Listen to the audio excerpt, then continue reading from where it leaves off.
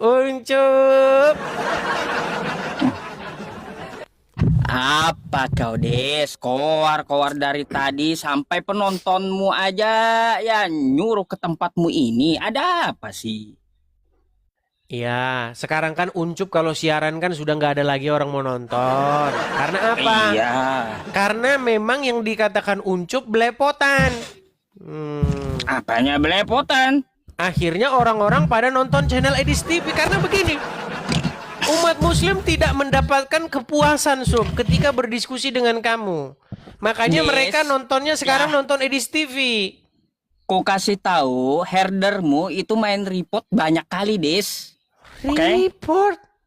Report bagaimana? Bilang itulah saja karena memang akhirnya kamu akhirnya apa? Akhirnya apa? Herdermu itu selain mengguguk RK, Rudy juga akunku dilaporkan oleh herdermu. Sebentar. Ya. Herder maksudnya gimana? Herder itu maksudnya gimana sih? Ya, pendukung-pendukungmu. Ya jangan bilang herder lah. Kenapa sih gini? Kita udah. Maksudnya begini, janganlah kebencianmu, gini Sob, di dalam ayat Al-Quran, janganlah kebencianmu kepada suatu kaum membuat kamu tidak adil kepada mereka, betul? Betul. Nah iya, Tanya, Des. jadi jangan karena kalian benci kepada saya, lalu kalian mengatakan orang-orang yang mensupport saya herder, tidak boleh begitu Uncup. Saya tidak pernah mengatakan pengikut Uncup itu guguk, nggak pernah. Karena saya diajari oleh agama Kristen, oleh ajaran Yesus, supaya apa? Supaya saya menghormati, menghargai manusia. Sesama ciptaan Tuhan. Kenapa Anda katakan begitu? Nah, silakan. Apa yang mau Anda utarakan? Baik, Des. Boleh aku bertanya? Bertanya apa, Sob? Silakan, Sob. Kalau Uncup ditanya Baik. meninggal dunia dia, makanya dia suruh nanya. Silakan. Des, aku mau bertanya tentang masalah Paulus. Kenapa Paulus, Sob? Kamu percaya nggak dengan Paulus? Kita tidak pernah percaya kepada orang-orang, Sob, kecuali yang disampaikan itu adalah firman Tuhan. Lalu Paulus? Yang Paulus sampaikan kan adalah apa yang dipesankan oleh Tuhan Yesus. Berarti kau percaya? Kalau yang disampaikan adalah firman Tuhan, maka kita percaya. Yang disampaikan semua manusia, bahkan pendeta-pendeta di gereja, kalau yang disampaikan firman Tuhan, kita percaya. Tapi kalau yang disampaikan omongannya sendiri, ngapain kita percaya? Bisa saja dia bohong. Itu kan ada surat dia ke Korintus, ada surat dia ke Roma, ada surat dia ke Efesus. Apa Ya, itu firman Tuhan? itu adalah pengajaran-pengajaran yang diberikan oleh Rasul Paulus kepada jemaat-jemaat. Dari Firman mana Tuhan Paulus atau bukan? mendapatkan pengajaran tersebut? Dari mana dia mendapatkan hikmat tersebut? Tentu saja dari Tuhan Yesus, begitu. Oh, bukan dari Bapak. Apa yang diajarkan oleh Tuhan Yesus itu berasal dari Bapa di surga juga. Sejak kapan Bapak apa berfirman yang dengan Paulus? dihikmatkan, apa yang diberikan oleh Roh Kudus kepada manusia itu juga sumbernya daripada Bapa di surga. Makanya Bapa, Firman dan Roh Kudus itu satu, seperti itu. Gini, Des. Aku heran kalian itu ya. Yang namanya rasul di zaman bahula, ya Dis ya. Zaman bahula, zaman dulu itu rasul silsilahnya tuh jelas gitu, Dis. Ya, Abraham bin siapa, Daud bin siapa, Salomo bin siapa, terus juga yang lain-lainnya ya, Ezra bin siapa, sampai Yesus anak Daud ada. Lah, kalau Paulus ini silsilahnya mana, Des? Silsilah Paulus. Kenapa kau langsung mana? percaya dengan orang ini gitu loh? Oke. Baik, apa pentingnya silsilah Paulus bagi Islam? Kan Kristen mengakui dia rasul. Ya. Ya, di Islam kan Paulus nggak ada. Enggak semua rasul harus diketahui silsilahnya. Murid-murid Tuhan Yesus juga silsilahnya juga tidak kita ketahui begitu jelas. Nah, kalaunya murid-murid Yesus kita ketahui dia berbangsa Israel. Pasti ada silsilahnya ke atasnya. Iya, silsilahnya itu tidak diketahui siapa kakeknya, buyutnya nggak diketahui. Untuk lalu apa Paulus gitu harus ini ada, kan di luar harus Israel. Dia orang begini. Dia orang mana, Isa? Baik. Paulus Dia itu adalah seorang Yahudi dari suku Benyamin. Tetapi dia itu berkewarganegaraan Roma karena dia dilahirkan bukan di wilayah Yudea. Dia lahir di perantauan. Kenapa suku Benyamin ini begini? Kenapa suku Benyamin ini tidak ada yang beristri orang-orang Yahudi? Karena ada kejadiannya. Dulu pernah ada kejadian di mana suku Benyamin mereka ini melakukan satu kesalahan. Di dalam kitab Hakim-Hakim, suku Benyamin itu dia pernah melakukan satu perbuatan yang keji begitu. Akibatnya seluruh suku bangsa yang lain itu menghukum orang-orang suku Benyamin ini. Sehingga mereka itu akhirnya mengambil istri-istri dari bangsa lain. Itu panjang jalan ceritanya. Dia ada dalam kitab Hakim-Hakim. Dusta kau. Paulus itu orang Parisi. Farisi itu bukan suku, Yusuf. Farisi itu golongan sudut pandang Yahudi. Nih, kalau aku tunjukkan sama kamu. Aduh, si Uncup tidak bisa bedakan Farisi dan Benyamin. Aduh. Ngibul nih ya. Ya, silakan. Ngibul melulu ya di sini. Silakan. Gimana mau pintar pengikutnya? Oke, silakan. Dan karena itu ia tahu bahwa sebagian dari mereka itu termasuk dari golongan orang Saduki dan sebagian termasuk orang Parisi. Kan kayak gitu. Oke. Lalu Paulus di sini mengaku sebagai orang Parisi dia. Betul. Dia dari agama Yahudi, dari sekte Farisi. Loh. Agama Yahudi sekte Parisi. Ya. Kalau dia Yahudi, Des, pasti ada dia silsilahnya kemana? Pasti ujungnya ke Ishak. Enggak juga, Sob. Tidak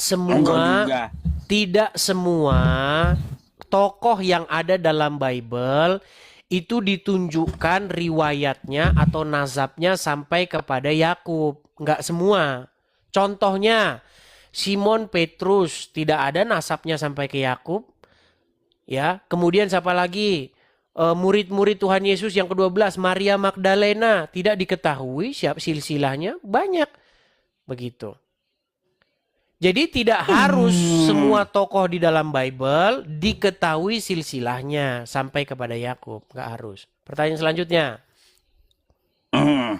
Yakin, kutanya lagi. Tapi begini, sebelum ditanya lagi. Hari ini kok pos nanya gitu ya? Baik, gini Sob. Ketika saya membaca Al-Quran, saya tidak pernah loh Sob. Ini yang masalah begini Sob. Kita ngobrol santai aja Sob, nggak usah tegang-tegang gini. Okay. Yang saya herankan, tidak pernah loh Sob Al-Quran itu mempermasalahkan Paulus loh.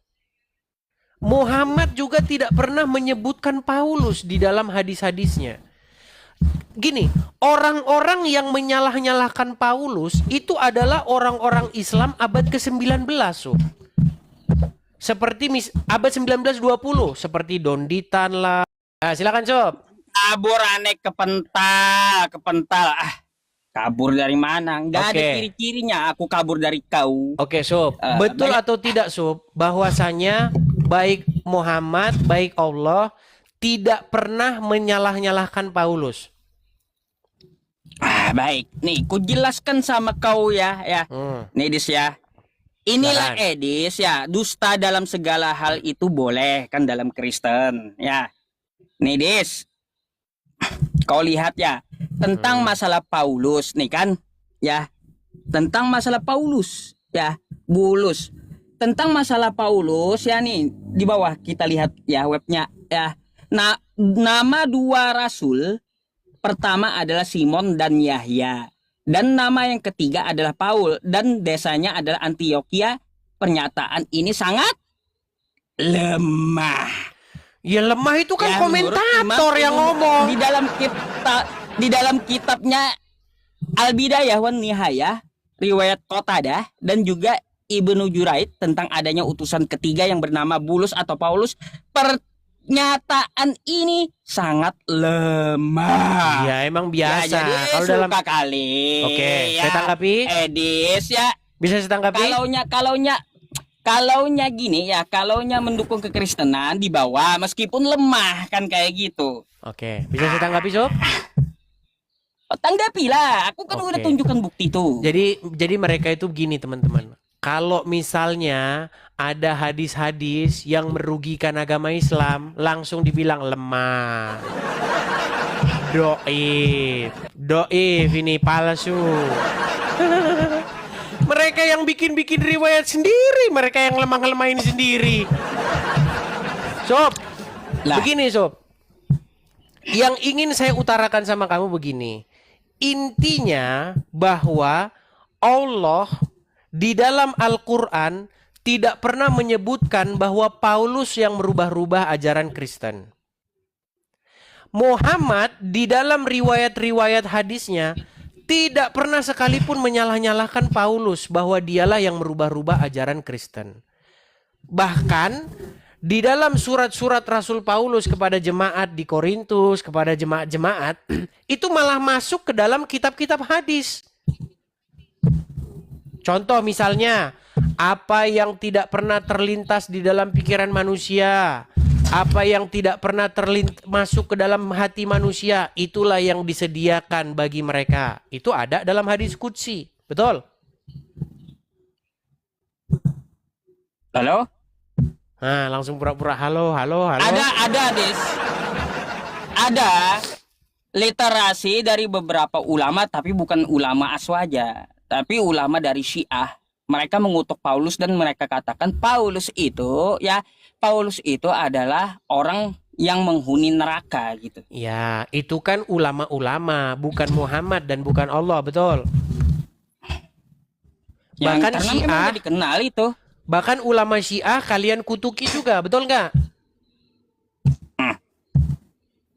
Terus betul kenapa? Yang sesat bagaimana mungkin kamu ambil syubhat, kamu ambil referensi dari ulama-ulama yang mencaci maki ini sahabat-sahabat Muhammad.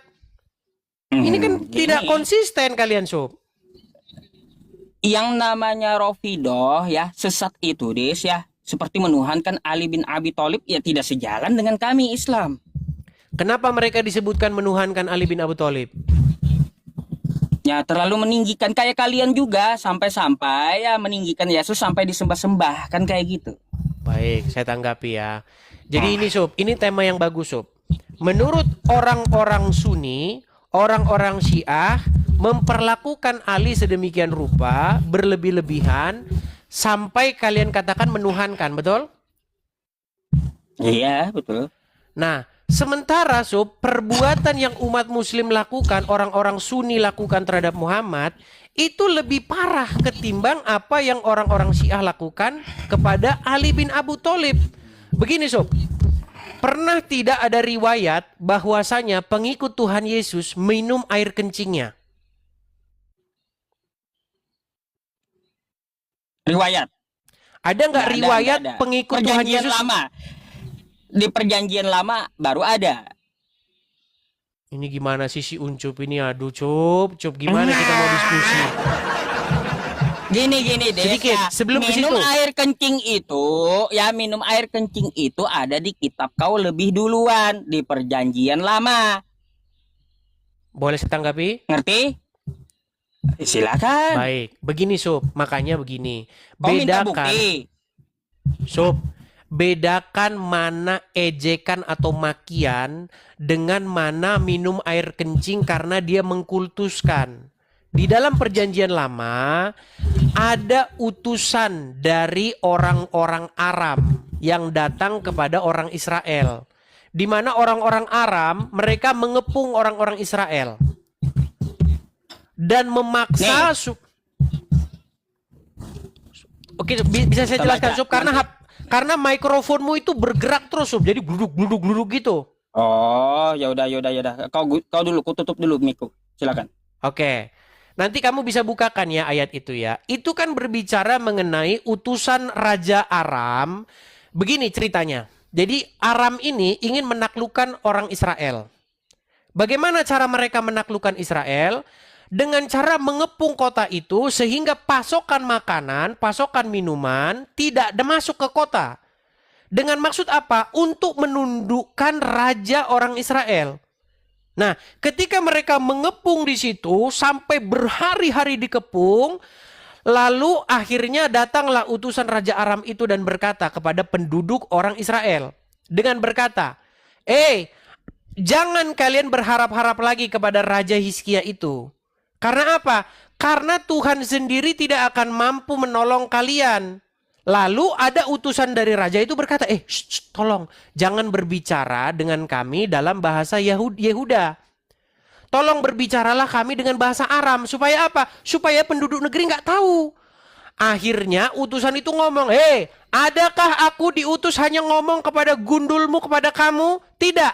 Saya diutus juga untuk ngomong kepada orang-orang yang berada di balik tembok, yang mereka makan nya dan minum air kencingnya. Kata-kata itu adalah kata-kata makian, kata-kata ucapan sarkas yang diucapkan utusan itu untuk menggambarkan keadaan orang-orang Israel yang menderita di balik tembok. Bukan perintah untuk minum air kencing, Uncup. Gimana sih Uncup mahamin gitu aja nggak bisa? Coba silakan bacakan. Ayo. Baik, Dis, ya. Baik, ya. Mari, ya. Kita baca dulu, ya. Dibacakan 3 ayat sebelumnya, Sob. Sabar. Oke, silakan. Kau maunya 3 ayat dari 25 gitu? Enggak, 3 ayat aja sebelumnya. Ya, sekarang pun ya, adakah di luar kehendak Tuhan aku maju melawan tempat ini untuk memusnahkannya? Tuhan telah berfirman kepadaku, majulah menyerang negeri itu dan musnahkanlah itu. Lalu berkatalah Elyakim bin Hilkia, Sepna dan Yoah, ya, kepada juru minuman agung, silakan berbicara dalam bahasa Aram kepada hamba-hambamu ini, sebab ya kami mengerti, tetapi janganlah berbicara dengan kami dalam bahasa Yehuda, sambil didengar oleh rakyat yang ada di atas tembok. Oke? Nah, tetapi juru minuman agung berkata kepada mereka, adakah tuanku mengutus aku untuk mengucapkan perkataan-perkataan ini hanya kepada tuanmu dan kepadamu saja? Bukankah juga kepada orang-orang yang duduk di atas tembok, yang makan nya dan meminum air kencingnya bersama-sama dengan kamu? Oke? Jadi, Des, ya, tentang masalah muatan air kencing, ya, sebelum ya Nabi Muhammad memerintahkan, katamu memerintahkan, katamu memerintahkan di mana? Aku minta perintahnya. Adakah kencing unta itu diperintahkan untuk seluruh muslim? Tunjukkan sama aku, ya. Kan kayak gitu. Sebelum saya jawab itu, saya mau tanya dulu, Sob, perihal ayat yang ada dalam Bible itu. Yang berkata itu siapa sih? Yang berkata utusan nih. Oke. Mengutus aku untuk mengucapkan perkataan. Utusan siapa ini. itu? Utusan dari Elyakim bin Hilkia. Itu utusan Raja Aram, Uncup. Coba gini saja. Coba judul perikopnya coba lihat, Sob. Biar kita sama-sama baca yuk. Baik. Jadi kayak gini, Desya Hizkia Raja Yehuda nih ya. Oke. Sebentar, Sob. Sebentar. Nah, jadi sedikit, sekarang Sob. Gini, yang aku tekankan gini di Sob, biar kita sama-sama mengerti. Sob, biar kita sama-sama mengerti. Sebentar, dikit lagi. Silakan. Gini, kamu kan gak mau tahu masalah kencing unta itu gimana keadaannya? Ya, Nabi bukan, kita belum bahas kencing unta dulu, Sob. Kita bahas dulu terus ayat ini sampai selesai. Dan bagaimana? Nah, lalu ini pernyataan tentang masalah meminum air kencing itu, ya, cerita meminum air kencing itu lebih duluan ada di Bible. Itu bukan minum air kencing, Sob. Itu cemoohan, Sob. Cemoohan. Coba kita harus sabar, teman-teman, karena orang-orang muslim ini kalau baca Bible mereka suka nyolong ayat-ayat kutip-kutip saja. Gini, Sob, saya mau tanya dulu, Sob. Oke. Saya mau tanya dulu, Sob. Latar belakang ayat itu, kalau kita bicara itu secara keseluruhan, itu kan mengenai kota Yehuda atau penduduk negeri Yehuda yang dikepung oleh pasukan Aram. Betul atau salah? Iya. Oke. juru minuman Raja Aram ini diutus untuk mendatangi kota, betul?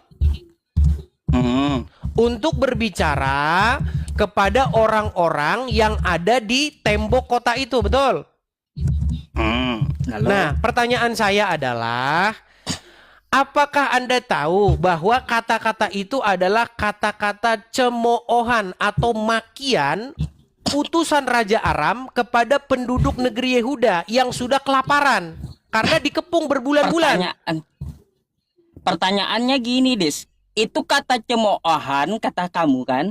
Itu kamu referensinya dari mana? Kalau itu adalah sebuah Oke, kata saya bacakan saja semuanya ya. Aduh. Lari.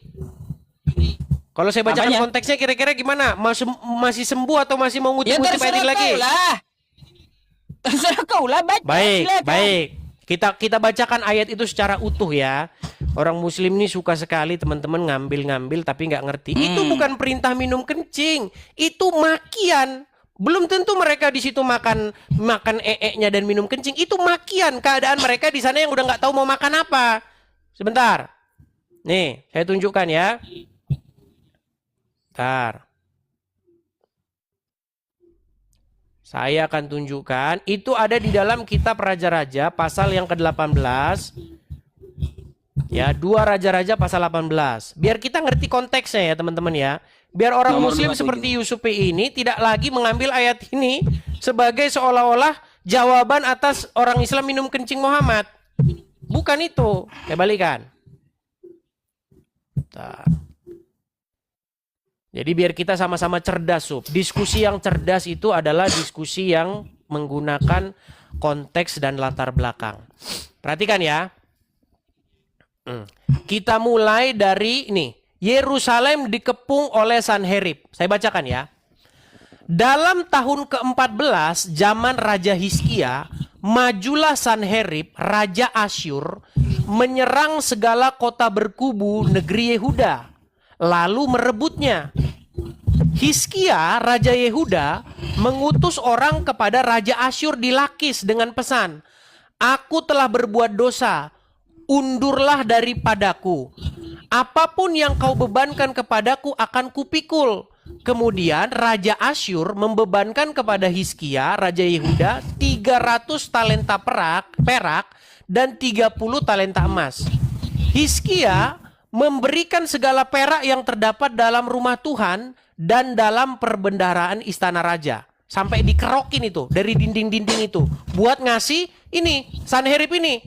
Nah, pada waktu itu Hizkia mengerat emas dari pintu-pintu dan jenang-jenang bait Tuhan yang telah dilapis oleh Hizkia Raja Yehuda. Diberikannya lah itu semua kepada Raja Asyur.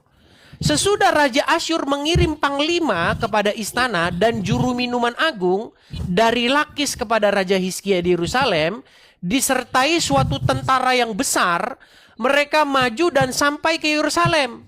Setelah mereka maju dan sampai di situ, mereka mengambil tempat dekat saluran kolam atas di jalan raya Padang Tukang Penatu. Nah, ketika mereka memanggil-manggil kepada raja, dipanggil-panggilin tuh Raja Hizkia keluar, ya, mendapatkan mereka Eliakim bin Hizkia. Jadi raja nggak keluar, yang keluar tuh Eliakim. Nah, kepala istana dan Sabna, panitera negara, serta Yoab bin Asap, bendahara negara. Jadi 3 orang menemui utusan dari Sanherib ini. Lalu berkatalah juru minuman agung kepada mereka bertiga. Katanya begini, "Baiklah, katakan kepada Hizkia, beginilah kata Raja Agung, Raja Asyur. Kepercayaan macam apakah yang kau pegang ini? Kau kira bahwasanya hanya ucapan bibir saja dapat merupakan siasat dan kekuatan untuk perang sekarang? Kepada siapakah engkau berharap? Maka engkau memberontak terhadap aku. Sesungguhnya engkau berharap kepada tongkat bambu yang patah terkulai, yaitu Mesir, yang akan menusuk dan menembus tangan orang yang bertopang kepadanya. Begitulah keadaan Firaun, Raja Mesir, bagi semua orang yang berharap kepadanya." Karena Raja Hizkia minta bantuan kepada Mesir. Nah, "Dan apabila kamu berkata kepadaku, kami berharap kepada Tuhan Allah kami, Bukankah dia itu yang bukit-bukit pengorbanannya dan mezbah-mezbahnya telah dijauhkan oleh Hizkia sambil berkata kepada Yehuda dan Yerusalem, di depan mezbah yang di Yerusalem inikah kamu harus menyembah? Maka sekarang baiklah bertaruh dengan tuanku Raja Asyur. Aku akan memberikan 2.000 ekor kuda kepadamu jika engkau sanggup memberikan dari pihakmu orang-orang yang mengendarainya. Bagaimanakah mungkin engkau memukul mundur satu orang perwira, tuanku yang paling kecil, padahal engkau berharap kepada Mesir dan hal kereta dan orang-orang berkuda. Sebentar, Sob. Panjang kali, Des. Iya, biar Anda tahu konteksnya. Poinnya apa? Baik, saya lanjutkan. Dan sekarang pun, adakah di luar kehendak Tuhan aku maju melawan tempat ini untuk memusnahkannya? Tuhan telah berfirman kepadaku, majulah menyerang negeri ini dan musnahkan itu. Lalu berkatalah Eliakim bin Hilkia, Sebna dan Yoah, 3 orang tadi ya, utusan Raja Hizkia, ngomong begini kepada juru minuman agung itu, utusan Sanherib.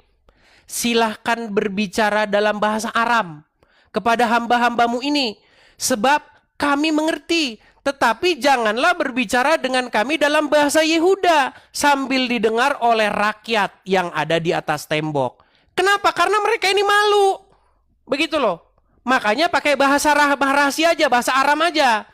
Tetapi juru minuman agung berkata kepada mereka, adakah tuanku, maksudnya Raja Asyur tadi, mengutus aku untuk mengucapkan perkataan-perkataan ini hanya kepada tuanmu dan kepadamu saja? Bukankah juga kepada orang-orang yang duduk? Aduh, sebentar, kok hilang? Nih, bukankah juga kepada orang-orang yang duduk di atas tembok yang memakan tahinya dan meminum air kencingnya bersama-sama dengan kamu? Kemudian berdirilah juru minuman agung dan berserulah ia dengan suara nyaring dalam bahasa Yehuda. Ia berkata, dengar inilah kata raja dan seterusnya dan seterusnya. Janganlah Hizkia mengajak kamu berharap kepada Tuhan.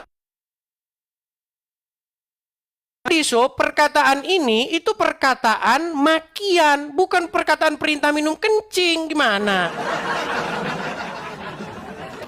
Itu Sob. Jadi dalam diskusi itu kita nggak boleh ngilangin konteks. Itu adalah makian utusan Raja Asyur kepada 3 utusan Raja Hizkia yang mengatakan bahwa mereka di sana udah makan nya dan minum kencingnya karena udah dikepung berbulan-bulan. Mereka nggak makan di situ karena nggak ada pasokan makanan. Des, Silakan. gini Des. Panjang kali lebar kamu menjelaskan kepadaku poinnya nggak ada. Kenapa ada orang kau benturin kepalamu kubin terus, Sob?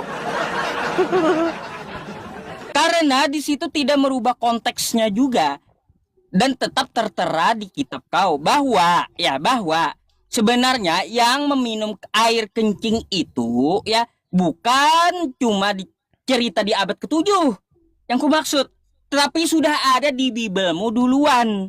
Oke. Saya jawab. Bisa saya Kayak jawab? gitu. Kalaunya tertera di dalam kitabmu ya itu adalah sebagai pelajaran, sebagai contoh, apakah sudah kau amalkan? Udahkah kau minum kencing sendiri? Dan udahkah kau minum tai sendiri? Kan kayak gitu. Kenapa diletakkan di kitabmu? Karena kan jawab kitab ya. itu pengajaran. Ya. Bisa saya jawab? Udah, aku nanggapin dikit aja. Oke. Baik. Jadi begini Usup ya. Dari bagan cerita yang saya ceritakan tadi, itu bukan sebuah sesuatu yang harus kita laksanakan. Itu adalah menceritakan keadaan bagaimana penduduk negeri Yehuda dikepung sehingga mereka tidak dapat asupan bahan makanan. Contoh Sob, kamu misalnya tinggal di mana? Taruhlah kamu tinggal di Palangkaraya. Bayangin kalau seluruh kota Palangkaraya dikepung sehingga tidak ada lagi makanan yang masuk ke sana. Maka raja wilayah itu kan dipaksa untuk tunduk, menyerah. Nyerah nggak kamu? Begitu. Nah, ketika mereka diutus ke sana untuk supaya mereka menyerah, mereka mengeluarkan kata-kata makian itu. Sampai kapan kamu berharap-harap lagi kepada raja di Palangkaraya ini yang nggak bisa kalian ngasih sama kalian makan? Keadaan kalian sudah kelaparan sampai makan dan minum kencing kalian.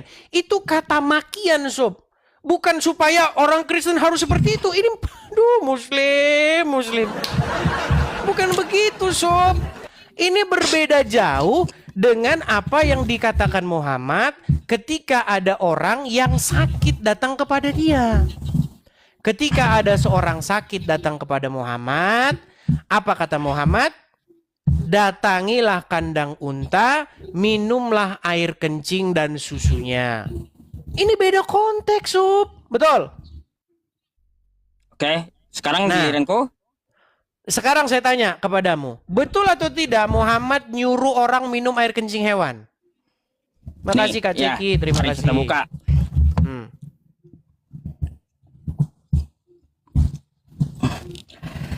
Des, perhatikan ini ya.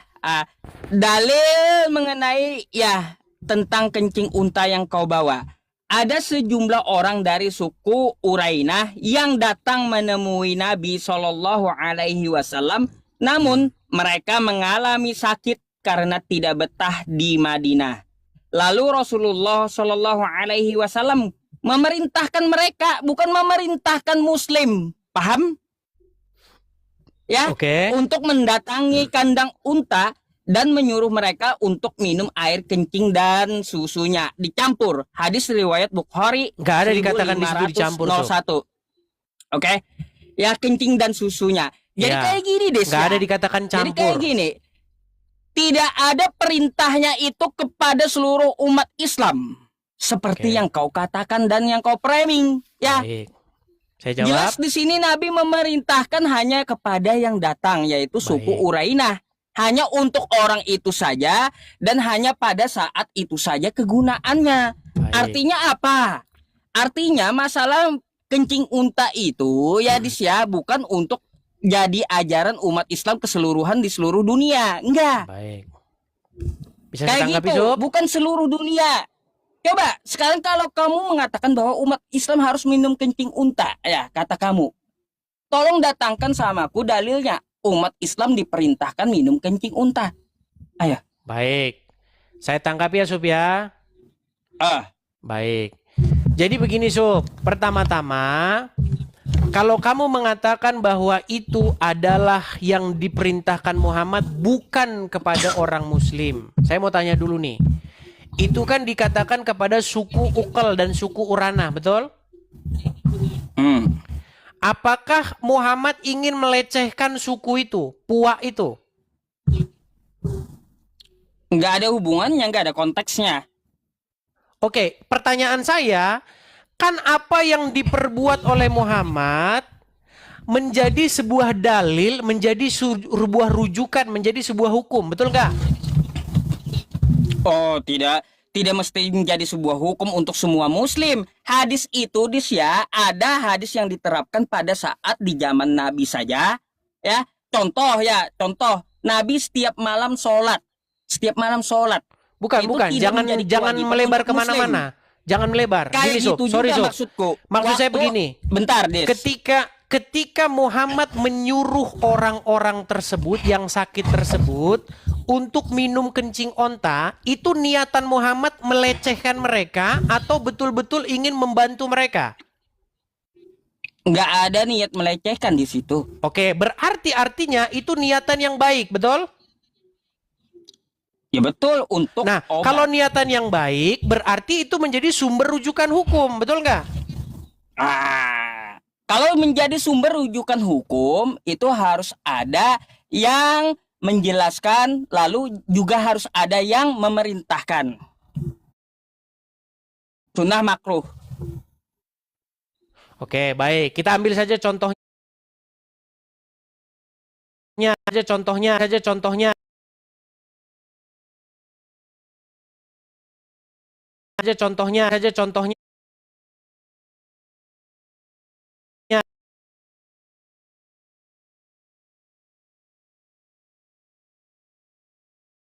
kencing unta. Ini dilakukan oleh umat-umat muslim sekarang ini juga ketika mereka pergi ke Mekah atau Madinah. Nih, saya kasih contoh nih. Saya kecilin ya, Sob ya. Nih. Mereka minum-minum kencing unta ya. Nih, bentar. Saya kasih contohnya. Nih, Sob. Kelihatan, Sob? Kelihatan ya? Oke, saya mau tanya dulu, Sob. Jujur, Sob. Ini orang-orang muslim bukan, Sob? Ya muslim itu. Oke. Dia minumin kencing onta nggak ini pakai botol ini? Minum kencing unta? Mana praktekkan dulu. Coba kita tunggu ya. Kita besarin suaranya ya.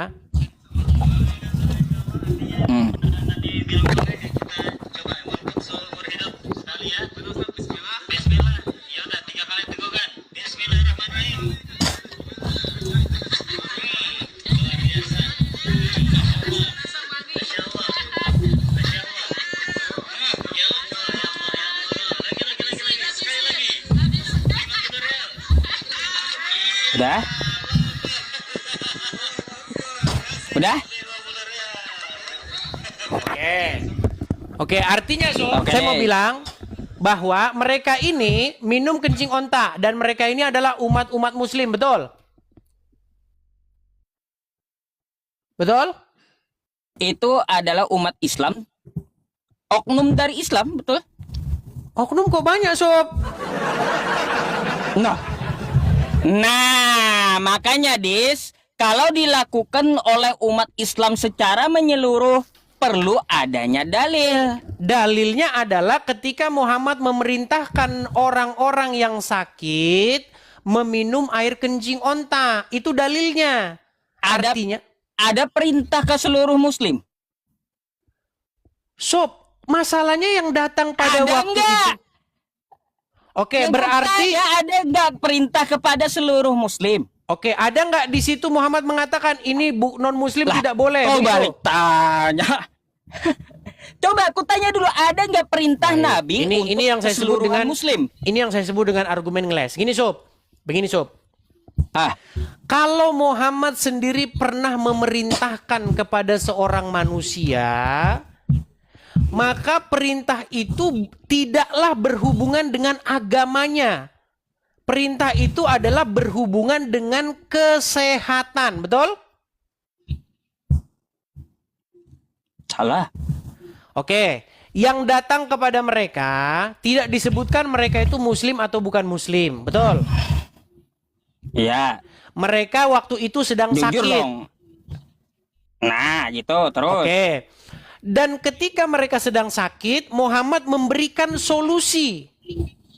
Pertanyaannya, apakah menurut Yusuf Muhammad seorang yang rasis? Kalau bukan muslim maka obatnya kencing onta, kalau muslim obatnya bukan kencing onta. Coba jawab dulu. Enggak, bukan seperti itu. Artinya Muhammad tidak memandang agamanya, betul? Tidak urusan rasis itu, enggak, bukan. Itu Maksudnya begini. hadis tentang pengobatan. Oke, pengobatan ini berlaku kepada semua orang, tidak muslim, Kristen, dan Untuk lain dia sebagainya, aja. betul? Bagaimana? Untuk dia yang datang. Iya, dia yang datang itu kan rujukan kepada orang-orang yang nanti sesudahnya. Iya. Lalu perintah untuk muslimnya mana? Oke, berarti kesimpulannya bahwa menurut Yusuf PI, Muhammad seorang yang rasis. Kalau orang Bukan non-muslim, gitu. Enggak. terus kenapa Yusuf PI harus mengatakan mana yang muslim? Kesimpulannya ya Dis ya, artinya perintah minum kencing unta itu hadis yang dipakai saat itu juga, saat itu saja, dan untuk orang itu saja, untuk suku itu saja, dan juga ya perhatikan tidak diperintahkan ke seluruh muslim. Baik, saya akan tanggapi. Datangkan Baik. dalilnya samaku kalau diperintahkan, hai umat Islam. Hai Baik. umat Islam, minumlah kencing unta kata Nabi Baik. Muhammad. Mana itu? Saya tunjukkan hadis yang sejenis ya. Ini artinya Uncu PI ini ingin menutup-nutupi bahwa atau ingin memutus bahwa oh itu nggak berlaku, itu hanya untuk orang itu saja. Baik. Saya tunjukkan sebuah hadis yang mengatakan begini. Anda pasti tahu hadis ini, Sob. sholatlah kamu sebagaimana kamu melihat saya sholat. Betul? Ya betul. Sallu kama ra'aitumuni usolli, betul. Oke. Adakah di hadis itu dikatakan kepada orang-orang yang sesudah orang itu? Atau hanya kepada orang itu saja? Nah, itu hadis penjelasannya dari ayat Al-Quran yang mana? Hadis itu berbicara ketika Muhammad berkata kepada orang yang ada di situ dengan kata-kata sholatlah kamu sebagaimana kamu melihat saya sholat. Berarti berarti menurut logika Yusufei, karena Muhammad hanya berkata kepada orang itu, artinya perintah sholat seperti Muhammad itu hanya kepada orang itu saja, bukan kepada muslim yang lain. Des, perintah sholat itu ya bukan Nabi Muhammad yang memerintahkan, tapi Allah Subhanahu wa Ta'ala di dalam Al-Quran. Ya, tetapi kan tata caranya kan tidak tahu. Bentar dulu, ya makanya aku jelaskan. Perintah sholat itu ada di dalam Al-Quran. Quran surah Al-Baqarah ayat 43. Aqimis sholah wa atuz zakah warka'u ma'ar raki'in. Oke, bagaimana tata cara sholatnya? Perintahnya itu dari Allah, bukan dari Nabi Muhammad yang memerintahkan. Oke, Muhammad memerintahkan tata cara sholat kepada orang tersebut, betul? Bukan Nabi Muhammad memerintahkan. Nabi Muhammad itu sebagai contoh bagaimana dia sholat. Ya, dikatakan kepada orang tersebut yang datang itu, betul? Kalaunya Nabi Muhammad sujud, ya kami sujud. Bukan. Gini Sob, biar kita nggak melebar. Perintah itu dikatakan Muhammad hanya kepada orang yang datang itu, kepada dia itu, betul? Lah, kalaunya Allah Subhanahu wa Ta'ala ya di dalam Al-Quran memerintahkan itu bukan untuk cuma satu. Kayak gimana sih? Ya, artinya apa yang diperbuat Muhammad terhadap orang lain menjadi sumber rujukan, menjadi dalil bagi orang-orang sesudahnya. Betul atau salah?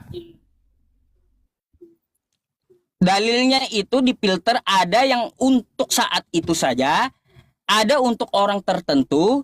Ya, kalau hadis ada bagaimana kita tahu? Bagaimana kita tahu? Oke, baik. Dari dua hadis ini, saya melihat bahwa dua-duanya hanya ditujukan kepada orang itu saja. Nggak ada dikatakan ini berlaku kepada semua orang, nggak ada. Ya, betul. Lihat matanya. Coba jelaskan kepada kami, silakan. Untuk ini mau ngeles saja dia. Matanya itu. Mau ngeles dia. Apa? Matannya itu apa? Isinya seperti apa? Minum nih, hadis ya. Nih.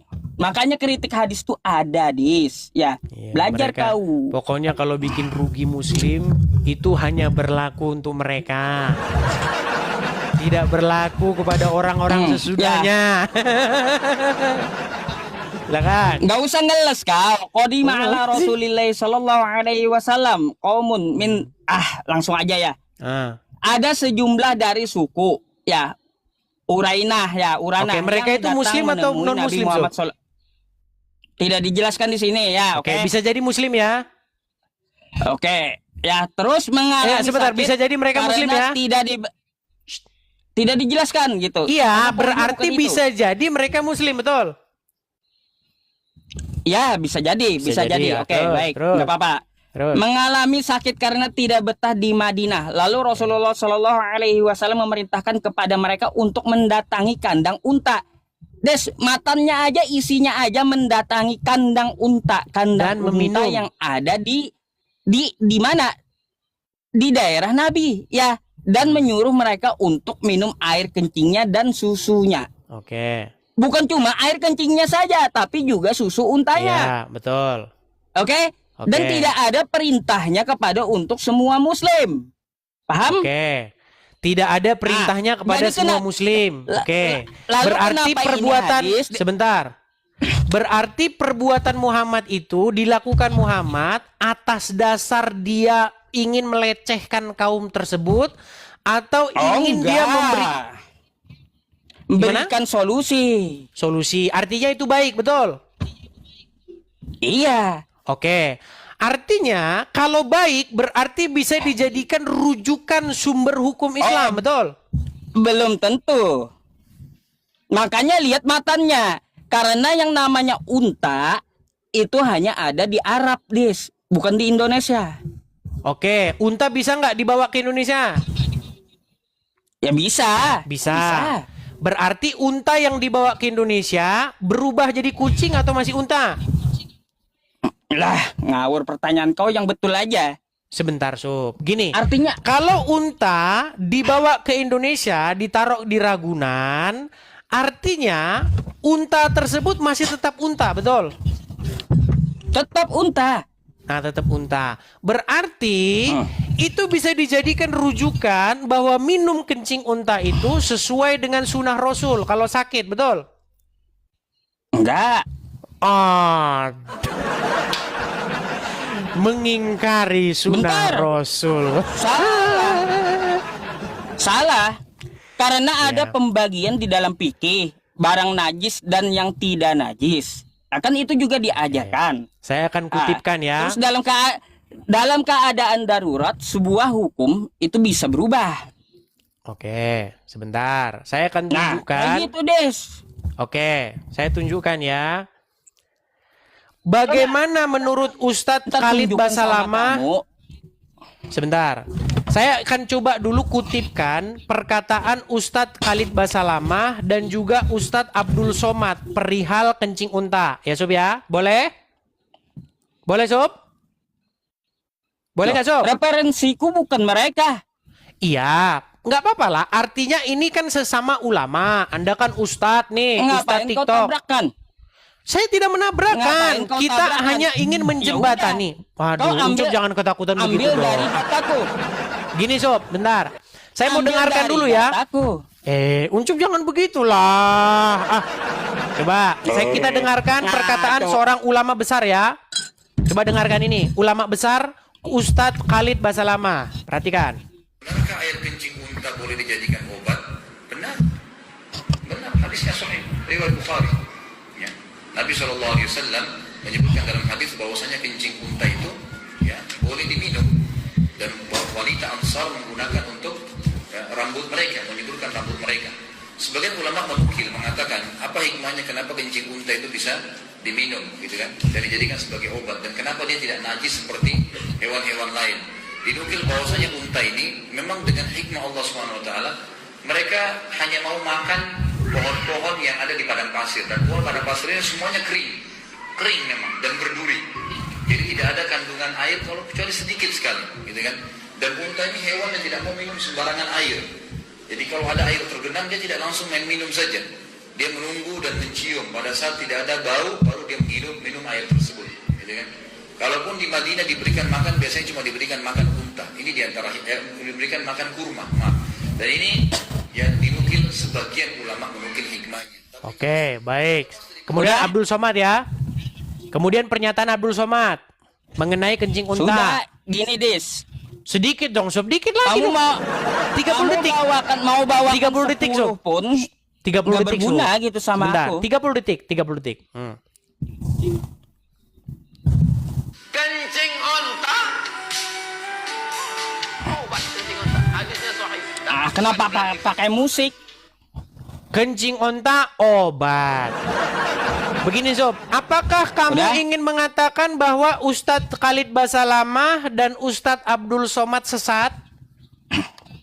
Enggak, mereka enggak sesat. Nah, berarti betul, Muhammad menyuruh minum kencing onta dan itu digunakan sebagai dalil untuk meminum kencing onta sebagai kalau obat. ada perintahnya ke muslim mana dalilnya? Apakah perintah kepada orang-orang yang datang kepada Muhammad itu bukan bukan kepada orang-orang muslim? Bukan perintah global. Oke, berarti mereka itu bukan orang-orang muslim. Ya kan tidak dijelaskan di situ urana.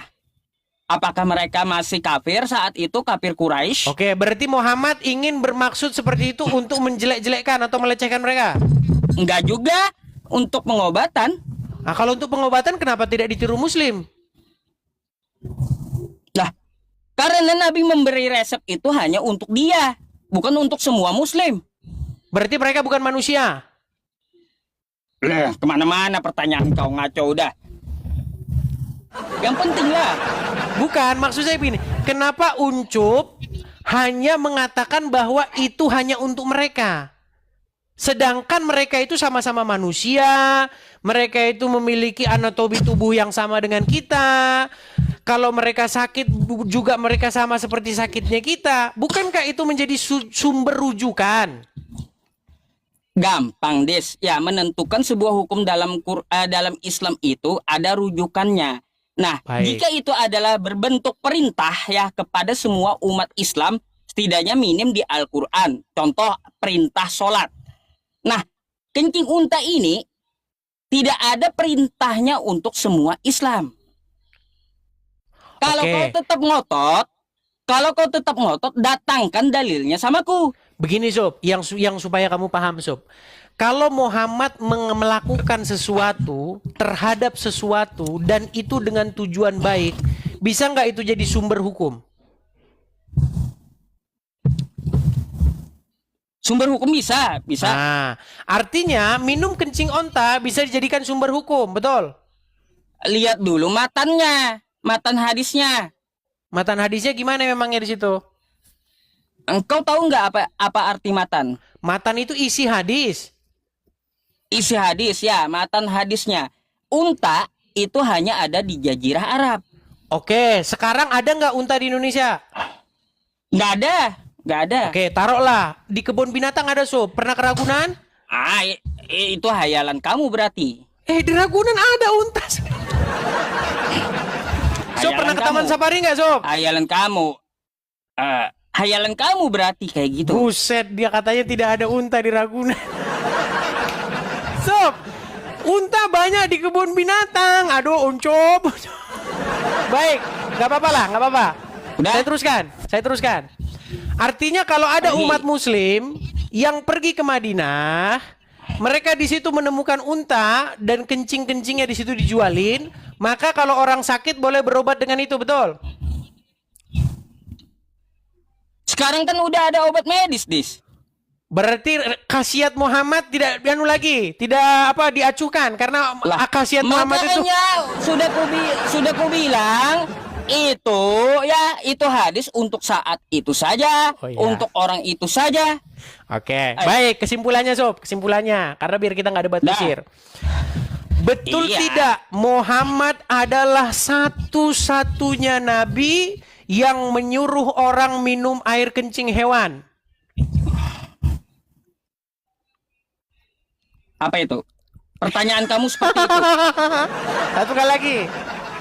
Betul atau tidak bahwasanya tidak ada nabi selain Muhammad yang menyuruh minum kencing hewan? Semua nabi ya Dis ya mengajarkan kebaikan. Udah. Sob, jawab dulu. Betul atau salah Itu aja. bahwa tidak ada nabi yang menyuruh minum air kencing hewan selain daripada Muhammad? Ya, kan ada hadisnya. Udah jelas. Ya, kau. berarti Muhammad satu-satunya nabi yang menyuruh minum air kencing hewan, betul? Terserah kau. Ya. Kok terserah Yang jelas saya aku sih, sudah Cuk? jelaskan. Aduh, Yang Uncuk jelas ini aku sudah teman-teman. Aku udah jelaskan sama kamu. Ya, itu bukan perintah untuk seluruh muslim. Oke, Kan gitu. oke, Intinya perintah gitu. kepada orang tersebut, perintah kepada manusia ya, manusia Iya. tersebut. Oke, berarti betul ucapan saya, tidak ada nabi yang menyuruh minum air kencing Itu- hewan selain daripada Muhammad. Framing kau. Kok framing saya sih? Jadi So- kesimpulannya ya teman-teman, hadis yang dipermasalahkan Edis itu adalah hadis untuk pengobatan ya. Maksud saya, betulkah hadis itu membuktikan bahwa tidak ada nabi selain daripada Muhammad yang nyuruh minum air kencing? Selain daripada Muhammad? Kan sudah ada dalilnya, ku jelasin. Berapa kali tadi udah. Oke, coba ayo. Muter-muter kau Dis. Aku bersaksi. Syukron bang. Aku bersaksi Apanya? bahwa tidak ada nabi yang menyuruh minum air kencing hewan selain Muhammad. Yuk. Maksa. Loh, kok maksa? Ya udah, Sob. Oke, Sob. Coba tunjukkan satu nabi yang nyuruh minum air kencing hewan selain daripada Muhammad. Masalahnya kayak gini, Des ya. Masalahnya kayak gini. Aku minta kamu, ya, perintah itu ditujukan kepada semua muslim. Oke, Itu mana, oke lah. Gitu. Oke, Sob. Tidak ditujukan kepada seluruh muslim. Saya ikutin lah narasi kamu. Muhammad tidak menyuruh seluruh muslim minum air kencing hewan, tapi Muhammad pernah menyuruh manusia minum kencing hewan. Pertanyaan saya, betulkah tidak ada nabi selain daripada Muhammad yang nyuruh minum air kencing hewan? Kok maksa? Kan udah aku jelaskan hadisnya. Enggak, pertanyaan saya, betulkah tidak ada nabi selain Muhammad yang nyuruh minum air kencing hewan? Lah, cerita nabi. Aduh, si Uncup, teman-teman. Kita tunjukkan aja gambar ini. Tuh, Sob, bacaannya, Sob. Aku bersaksi tidak ada nabi yang suruh minum air kencing hewan kecuali Muhammad. Yuk, bersaksi, yuk, Sob. Aku bersaksi. Kenapa? Aku bersaksi. Udah pembahasan itu. Iya, tapi kan belum kesimpulan. Ayo, aku bersaksi. Ya, kesimpulan kan udah dariku tadi. Ya. Iya, kesimpulannya Muhammad tidak. Oke, Sob. Gini, Sob. Kesimpulan Pelan-pelan, dari Sob. Sob, pelan-pelan, Sob. Hadis Kesimpulannya kencing unta itu bukan untuk seluruh muslim, dan ya hadis tentang masalah kencing unta itu ya hadis ya tidak ditujukan untuk seluruh muslim sekali lagi. Oke? Oke. Berarti pernah Tetapi Muhammad kepada nyuruh suku manusia yang minum di kencing saat hewan? itu saja. Ya itu kan kau mau framing. Kok framing? Oke, yang Terserah disuruh kau. Muhammad minum air kencing hewan manusia atau bukan? Kan aku sudah menyampaikan samamu. Ya. Sob, kamu udah dapat hadiah banyak lu tuh dari Richard tuh, Sob. Ayo, Sob. Jangan kecewakan Richard, Sob. Ayo, Sob. Ayo, Sob. Enggak. Richard sudah memberi kamu banyak hadiah tuh, Sob. Ayo, Sob. Ayo, silakan, Sob.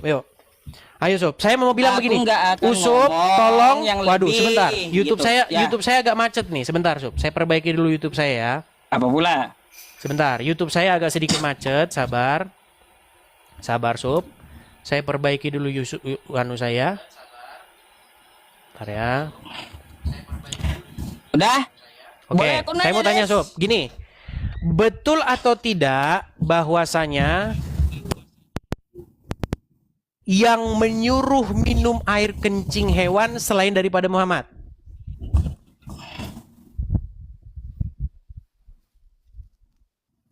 Apa? Kau bertanya seperti itu, betul atau tidak? Ya. Lah, kau udah tahu jawabannya. Kalau nabi lain ada, apakah ada? Aku nggak tahu ceritanya. Ya sudah, coba. Sekarang bersaksi. Lah, kau Aku maksa. bersaksi. Aku bersaksi. Kau maksa? Saya nggak maksa, Sob. Kamu saya suruh untuk mengakui Ya kebenaran. sudah. Aku bersaksi. Ya sudah kan kalau aku kan sudah dalam kesimpulan. Itu hanya untuk orang itu saja. Oke. Obat pada saat itu saja. Oke, berarti kesimpulannya tidak ada nabi yang nyuruh minum air kencing hewan selain daripada Muhammad, betul? Itu kan kesimpulan kamu. Kok kesimpulan saya? Lah, Apa? Oke. Adakah Ini nabi selain kesimpulanku. daripada gini Sob. Adakah nabi selain daripada Muhammad yang nyuruh minum kencing hewan? carilah. Aku nggak urus nabi lain. Oke, saya udah nyari nggak ketemu. Kamu nyari ada nggak ketemu? Yaudah kau simpulkan sendiri. Oke, berarti aku bersaksi bahwa tidak ada nabi yang menyuruh minum air kencing hewan selain daripada Muhammad. Setuju, Sob? Ya itu kesimpulan kau kan? Buset dah si Unjung ngeles. Gak usah ngeles gitu ya. Uncup ngeles, saudara-saudara. Gak usah ngeles. Kamu aja nggak bisa datangkan buktinya. Diperintahkan ke seluruh muslim. Kan udah kita Sob, bahas di saya yang tidak kita bahas begini, ini. Sob. Saya tidak lagi mendebat kamu soal apakah perintah Muhammad itu kepada seluruh umat muslim atau tidak. Bahkan itulah saya tadi sudah kesimpulannya. mengatakan sama kamu, Sob, apakah suku Uranah dan suku Ukel itu muslim? Kamu mengatakan tidak tahu. Bisa jadi mereka muslim, bisa jadi mereka kafir, betul? Tetapi yang dikatakan niatnya Muhammad itu niat yang baik. Bukan ingin niat melecehkan mereka, betul? Betul. Artinya kalau niat yang baik dilakukan oleh Muhammad, berarti terbuka peluang itu juga niatan yang baik kepada seluruh umat manusia, betul? Asumsimu. Kok asumsi? Kalau untuk seluruh umat, makanya aku bilang ada dalilnya. Kok kau maksa? Sob, kan niat Muhammad kan niat yang baik, niat mengobati. Betul. Kok maksa? Abdul Somad saja sudah mengatakan kencing onta itu obat, betul? Aduh. Udah ya, Dis ya? Mau lari? Kita udah pada kesimpulan. Oke lah, kesimpulannya begini, Sob. Setelah mereka minum air kencing onta itu, apa yang dilakukan mereka? Apa yang dilakukan Muhammad kepada mereka, Sob? Simpulkan kau. Bukan, menurut hadis tersebut, setelah mereka minum air kencing onta, Udah, aku sudah kesimpulan. Ya, silakan kau simpulkan. Aku mau nanya habis ini masalahnya. oke. Betul atau tidak, Sob, bahwasanya kaki dan tangan mereka dipotong lalu mereka dijemur di padang pasir sampai meninggal? Melebar lah. Betul atau salah? Melebar. Jangan dulu melebar, Sob. Sebentar. Sob, Kau yang melebar. gini, betul atau salah bahwasanya orang-orang yang disuruh Muhammad minum air kencing hewan itu akhirnya dipotong tangan mereka sama kaki mereka, lalu badan mereka Enggak. dilemparkan dalam keadaan hidup-hidup dijemur di padang pasir. Ngurusin kayak gitu, Des. Enggak ngurusin kayak gitu. Kok nggak ngurusin gitu? Itu kan Nabi Musuh. Ucup sudah malu dengan Nabi. Enggak Cuk. ngurusin kayak gitu. Yang kita bahas tadi tentang masalah kencing yang Iya, diminum ini kan masih ada lanjutannya. dari Kristen dan Oke, lanjutannya masih ada nggak, Sob? lanjutannya aku mau nanya masalahnya. Kau terus yang nanya. Oke, abis ini kamu nanya. Selanjutnya, Muhammad memenggal kaki dan tangan mereka dan menjemur badan mereka sampai meninggal di Udah. padang pasir, betul? Aku enggak bahas itu. Uncup ketakutan. Jelas? Silakan, Sob. Kamu mau nanya apa sama saya, Sob? Silakan. Uncup udah ketakutan kita tentang sekarang Muhammad. Silakan. Des, tentang masalah ajaran kamu. Ya, tentang masalah ajaran kasih kan gitu. Nih pertanyaanku terakhir ya. Oke, silakan. Des, kita mengetahui bersama Yesus itu mengajarkan kasih ya, yang selalu digembar-gemborkan oleh kawan-kawan kita yang Kristen ya. Kasihilah musuhmu. Ya. Kan seperti itu. Kalau ditampar pipi kanan lalu kasih pipi kiri. Aku mau bertanya, Des ya. Di dalam Lukas 19 ya 29 kalau nggak salah ya. Satu, buat apa Yesus itu membawa pedang? Dan yang kedua, di mana ajaran kasih Yesus ketika dia ya menghamburkan dagangan orang di depan bait? Baik, dua pertanyaan saya jawab ya. Ya. Tuhan Yesus sendiri mengatakan supaya kita mengasihi baik kepada orang yang membenci kita sekalipun ya, itu tetap kita harus mengasihi. Nah, tetapi bagaimana di ayat lain dikatakan mulai sekarang barang siapa yang padamu memiliki ini, baiklah dia membeli pedang. Lalu kenapa Tuhan Yesus sendiri membawa pedang? Baik, ini tafsiran saya dan saya tidak mengatakan bahwa yang benar paling benar sendiri adalah saya. Ini jawabannya adalah untuk melindungi diri, Sob. Untuk melindungi diri, tetapi bukan untuk mencelakai orang lain. Nah, pada waktu itu pedang yang pada waktu itu dibawa dipakaikan oleh Simon Petrus untuk membacok begitu ya, membacok salah satu di situ namanya itu Malkus kalau tidak salah itu namanya ya. Tetapi Yesus sendiri mengatakan sarungkanlah pedangmu. Jadi maksud daripada Yesus menyuruh orang murid-muridnya untuk membawa pedang itu bukan untuk mencelakai orang, tetapi untuk melindungi diri.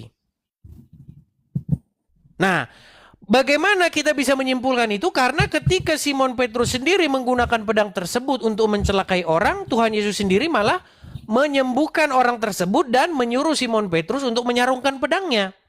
Artinya, apa yang diajarkan oleh Tuhan Yesus konsisten dengan apa yang diajarkannya dan yang dilakukannya. Artinya, membela diri itu bukan salah satu bentuk Datanya di mana? Waduh, saya lagi menjawab, dianya langsung marah-marah. Ya udah. Oke, intinya begini Sob. Artinya, pembelaan diri ya, itu bukan sebagai bentuk kita itu kalau mengasihi orang itu bukan dalam bentuk kita itu membiarkan diri kita teraniaya, tidak. Tetapi kita juga ada untuk membela diri kita. Seperti itu. Nah, kemudian yang kedua, tetapi dengan demikian membela diri bukan untuk menganiaya orang. Seperti itu. Membela diri itu hanya untuk pertahanan diri tetapi tidak boleh mencelakai orang lain. Kemudian yang kedua, masalah tentang bagaimana Yesus membalikkan meja-meja atau dagangan-dagangan di bait Tuhan. Begini Sob. Edis, kamu bilang Yesus menyuruh mengajarkan kasih. Sementara Yesus sendiri mau ngobrak-ngabrik pasar di bait Tuhan. Kasih itu, salah satu bentuk kasih itu adalah penegakan hukum, Sob. Jadi bait Tuhan itu bukan tempat untuk berbisnis, bukan tempat untuk jual beli. Tetapi para imam-imam dan petinggi-petinggi ahli-ahli Taurat, pemuka-pemuka agama menjadikan rumah Tuhan sebagai ajang bisnis. Mereka menjadikannya sebagai sarang penyamun. Dan itulah yang dihancurkan oleh Yesus, ditunggang balikan. Justru itu adalah representasi, sebuah ekspresi daripada kasih kepada Tuhan. Supaya rumah Tuhan itu dikembalikan kepada fungsi dan tujuannya. Bukan untuk tempat berdagang berbisnis. Begitu, Sob. Kau tanggapi ya? Silakan. Udah panjang kali lebar aku dengar jawaban kamu. Nih. Ngarang melulu.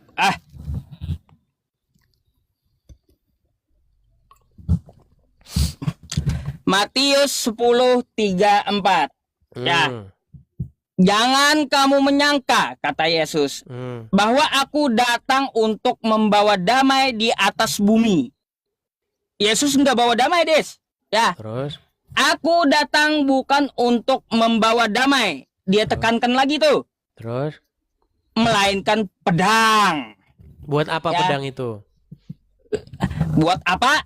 Sebab aku datang untuk memisahkannya. Datang untuk memisahkan orang dari ayahnya, anak perempuannya dari ibunya, menantu perempuan dari ibu mertuanya. Jadi Yesus bawa pedang ya untuk ancam orang. Oh, bukan, salah.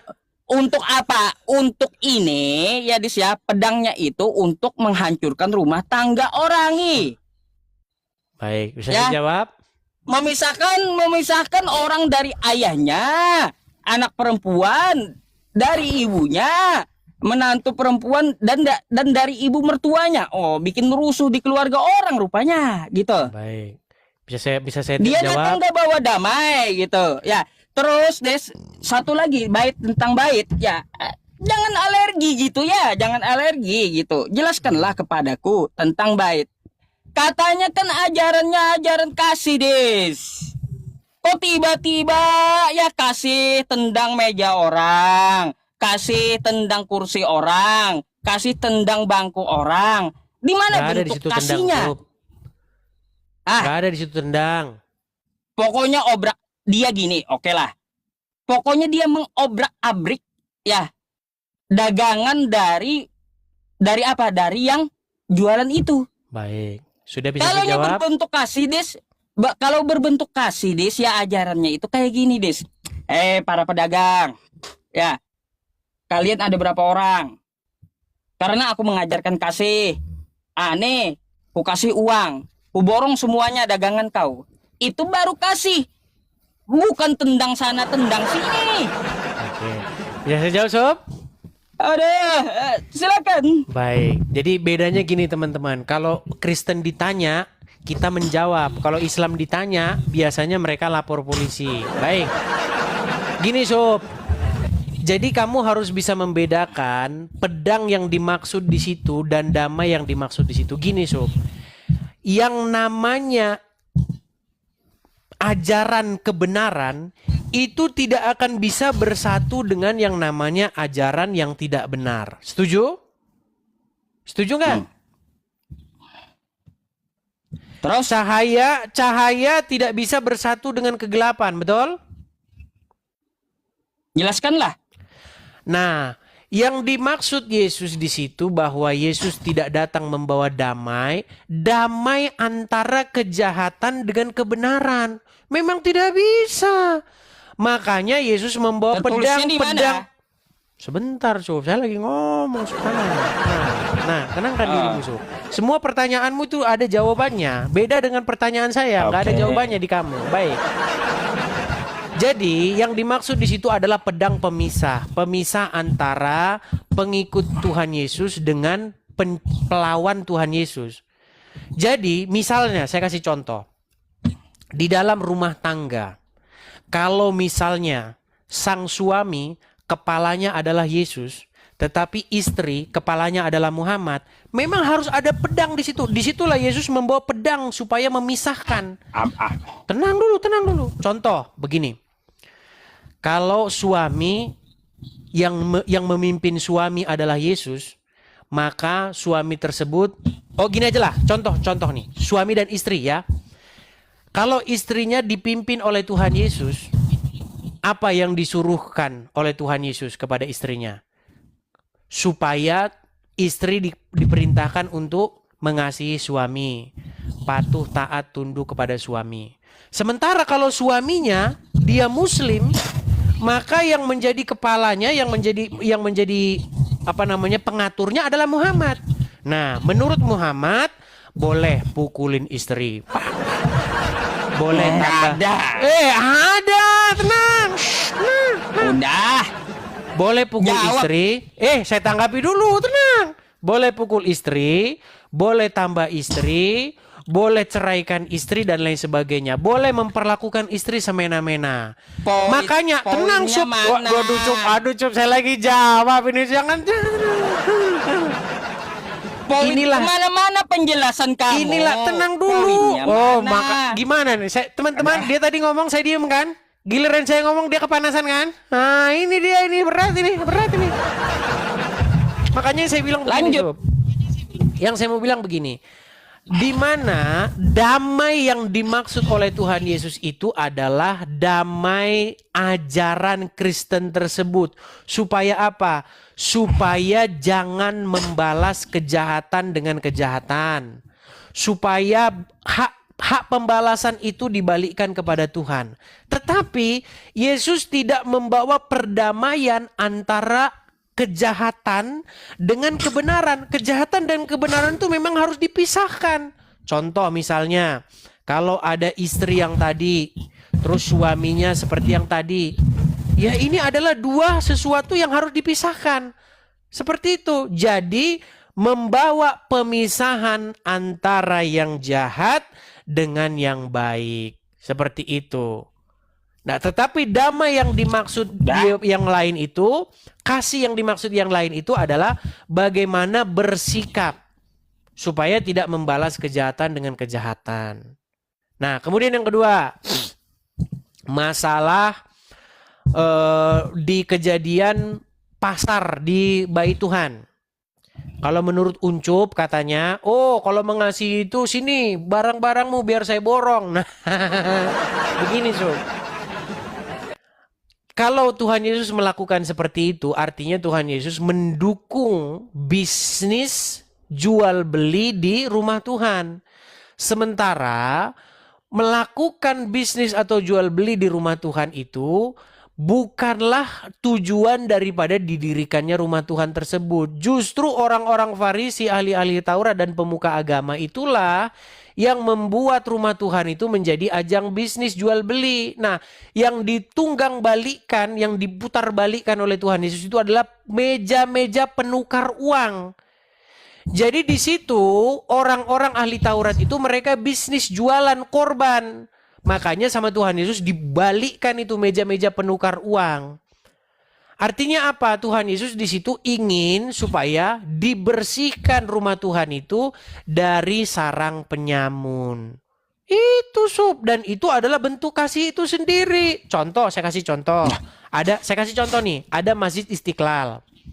Di Masjid Istiqlal orang-orang jualan nih. Oh, ayo yang mau masuk Masjid Istiqlal kamu harus beli ini, dijadikan bisnis. Ketika ada orang menertibkannya, masjid ini tempat orang sholat, bukan tempat orang cari duit bisnis. Ulama-ulama nggak boleh bisnis di sini.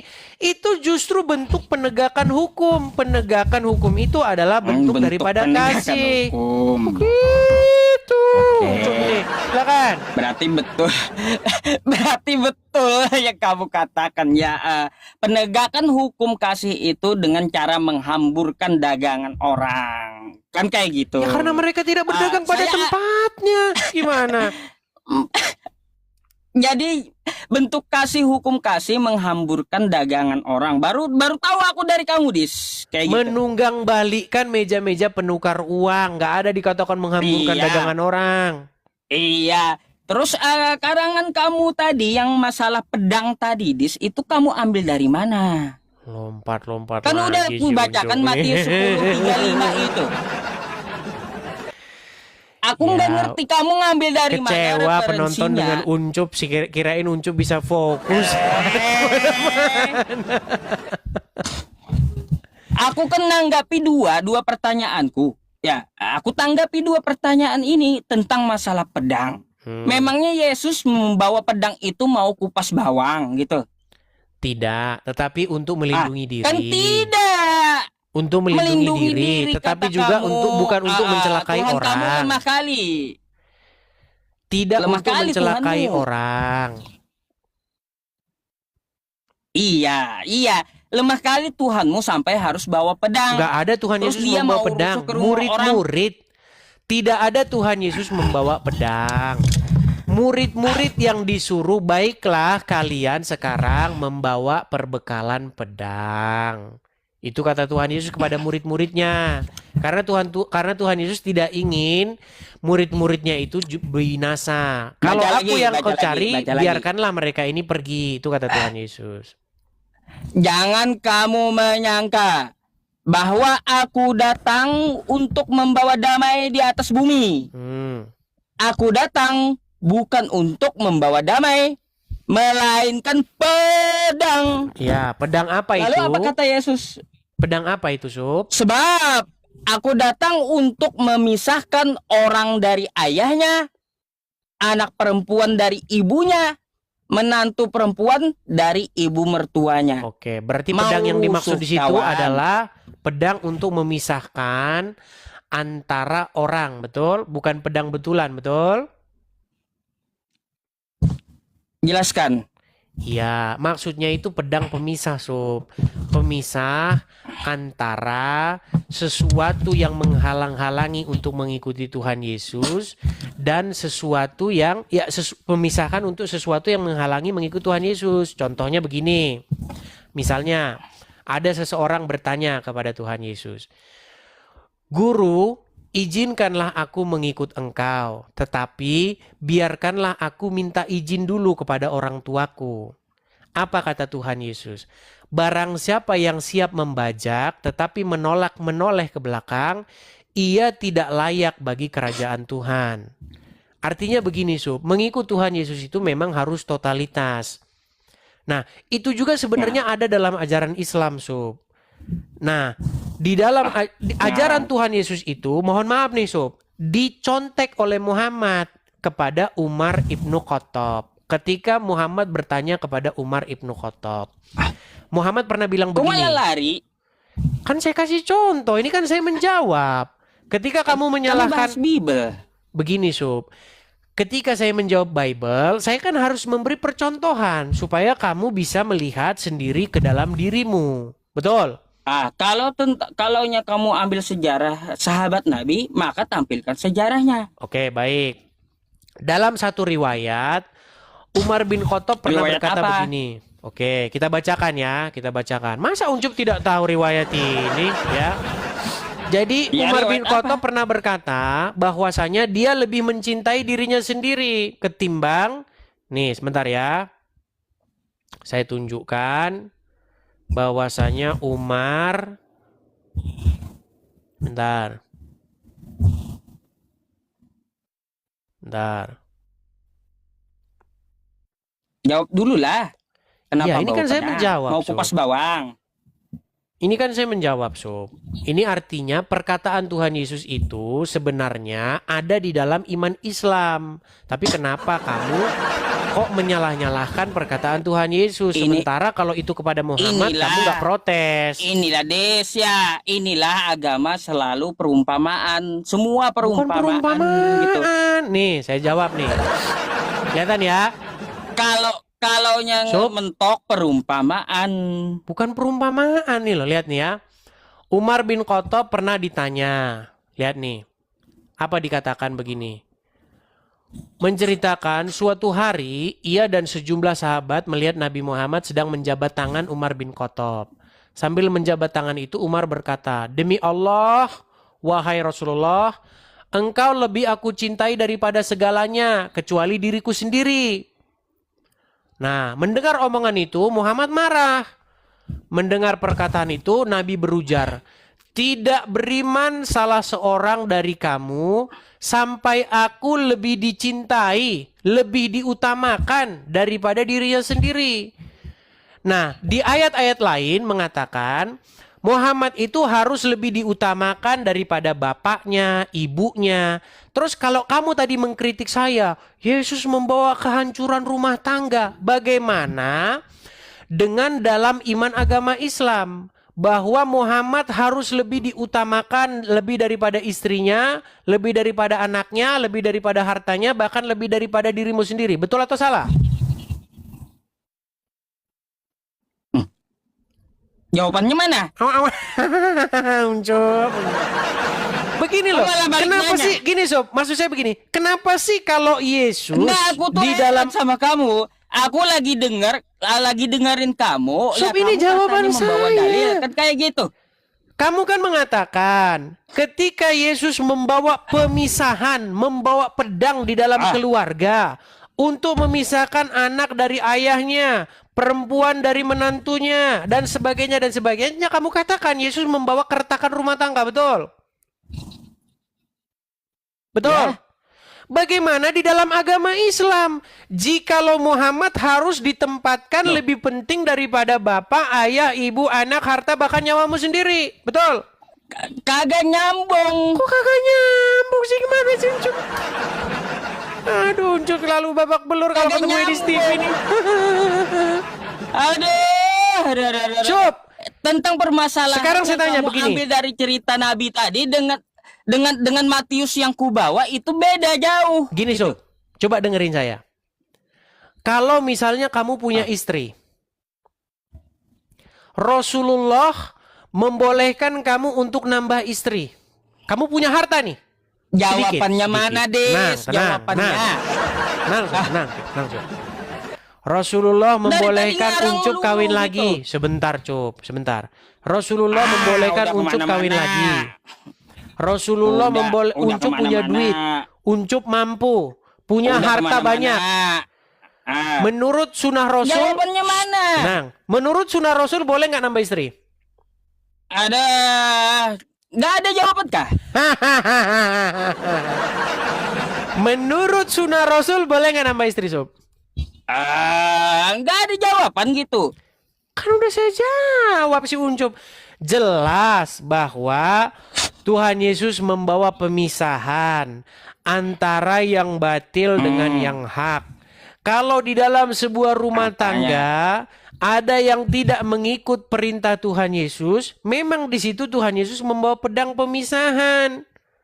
Jelas. Jadi namanya Dan itu kasih sebenarnya itu ada juga di dalam agama Islam. Ada juga Berarti dalam kasih agama Islam. itu Barang yang siapa di namanya dalam kasih. keluarga, Muhammad juga membawa pemisahan bagi orang-orang yang tidak Des. sepakat dengan dia, betul. Ini mau gimana sih Ucup? Ini standar Berarti ganda loh ya, kamu itu, Sob. Ajaran kasih ya, ajaran kasih yang dimaksud dalam Kristen itu menghancurkan rumah tangga orang gitu. Memisahkan orang-orang di dalam rumah tangga Iya, tersebut. itu kan.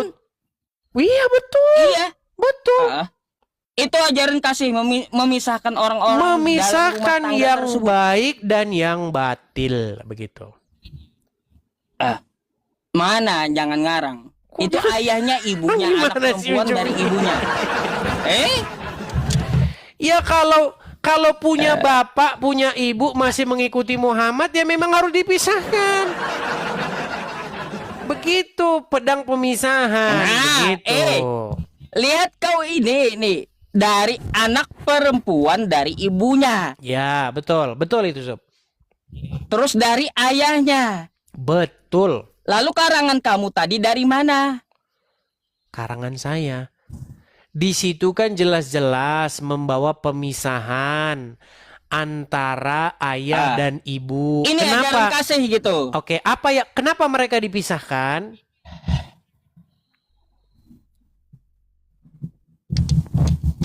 Karena salah satunya ada yang menjadi penentang Yesus, betul? Jelaskanlah. Kenapa ayah dan ibunya harus berpisah? Karena salah satunya menjadi penentang Yesus, betul?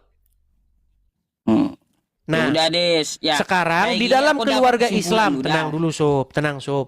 Di dalam keluarga Islam, kalau salah satu menentang Muhammad, kira-kira terjadi hal yang sama tidak? Mulai dah pening. Penjelasannya Ucup. mana? Mulai. Oke lah Sob, saya rasa itu dulu Sob. Itu aku bahas Yesus. Ucup udah mulai ngantuk. Aku bahas Yesus, kamu malah ke Nabi Muhammad. Jadinya nggak ngerti aku. Enggak, saya sudah jelaskan, Sup. Saya sudah jelaskan. Kemudian kamu suka ngeles. Biar kamu nggak ngeles, saya kasih seumpama Bukan itu ngeles. terjadi dalam agama Islam. Oke Ya lah, udah, Sob. ini Karena aja, hubungan gini. Sebentar, Sob. Sebelum bubar, Oke. ini Silakan. aku mau ambil tarik kesimpulan ya. Sebelum bubar deh. Ya. Berarti gini Des ya. Ajaran kasih itu seperti yang dicontohkan oleh Yesus. Mengasihi, yang namanya kasih adalah menghancur rumah tangga orang. Dari anaknya dan ayahnya harus dipisahkan. Dari anak perempuan dan ibunya harus dipisahkan. Obrak-abrik rumah Nggak tangga ada harus orang. dipisahkan. Kayak gitu. Sudah? Jadi itu kesimpulanku ya Dis ya, tentang masalah diskusi kita kali ini. Karena kau apa dari tadi ngarangnya kemana-mana gitu. Heranku. Dah, itu aja. Oke. Oke. Terima kasih Uncup. Sampai ketemu lagi. Ya, baiklah.